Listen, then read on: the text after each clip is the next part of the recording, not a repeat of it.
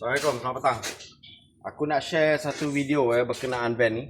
Owner datang towing dekat sini, dia kata dia bawa beli van ni. Van ni daripada Puncak Lam, dia kata bawa beli. Jadi van ni sadai lama dengan owner sebelum dia beli sebab tak boleh nak hidup. Van ni dia kata ada asap putih lah. Jadi aku tak tahu dah berapa lama, setahun 2 tahun mungkin. Sekarang ni aku nak hidupkan. Ni cabaran bagi aku sebab 2 komen dia kata tak boleh hidup van ni. So dia pun beli van ni, dia towing ke tempat aku. Okay, jom kita tengok. Dia datang kat sini tak ada bateri Bateri aku belikan bateri. Okay, distributor. Dia pasang ke terbuka sebelum ni? Dia letak je. Tu, dia punya kat belakang. Okey, barang semua dia duduk dalam tu. Jadi dalam ni pun ada berapa distributor lain Barang dia duduk cuma dah buka. Okey, nampak tu wire semua terbuka macam ni. Yang ini pun terbarai. So sekarang aku nak cari punca kenapa dia tak boleh hidupkan benda ni. Okey, nanti kita tengok apa hasil dia. Assalamualaikum. Okey. Minyak dalam tangki ni kosong Kosong. Sekarang kita top up lah.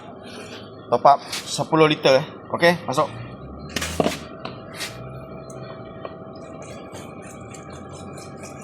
Sebab kita nak hidupkan, minyak tak naik. Kita pancing, minyak pancing habis dia mati. So tak tahu berapa banyak boleh masuk ni, suku ke apa. Tapi jujur cakap minyak sebanyak ni memang tak cukup. Ini untuk sementara saja.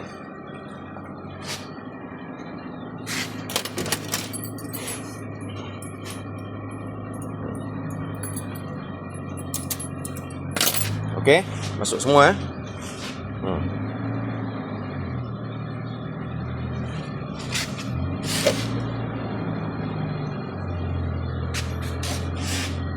Okey bos, terima tu.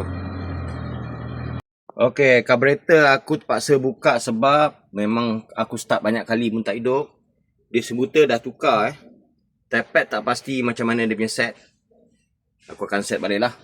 Jadi banyak benda juga ni. Kau tengok dalam tu. Dalam manifold tu tak tahu apa benda ni. Ini air ke petrol?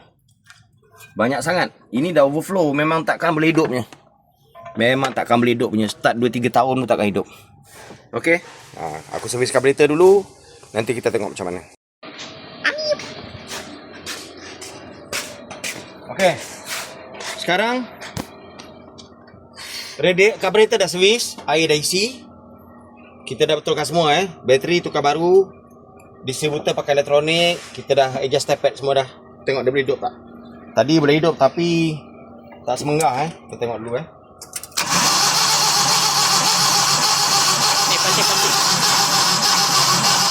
Pancing minyak habis.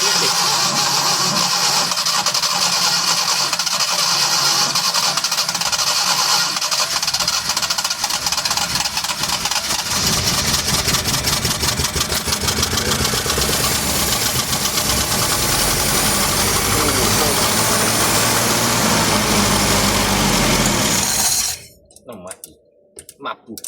Alamak, ini overheat ni. Minyak hitam tu ada selut. Enjin ni, enjin overheat Tengok enjin overheat.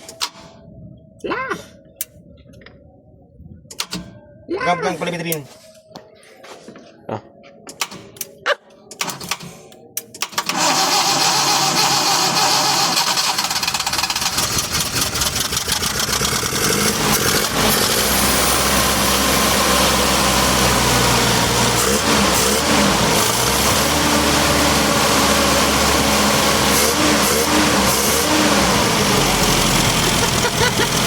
Enjin ni memang teruk enjin overheat. Minyak hitam campur air. Minyak kita campur air. So memang tak boleh jalan jauh lah. Tu nampak air kita orang isi.